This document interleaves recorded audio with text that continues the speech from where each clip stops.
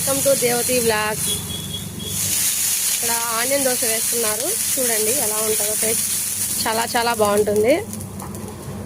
First onions ఇట్లా cut చేసుకోవాలా. ఈయన నరసింహ గారు, హాయ్ చెప్పండి. దేవతి నరసింహులు, జీవి సత్రం.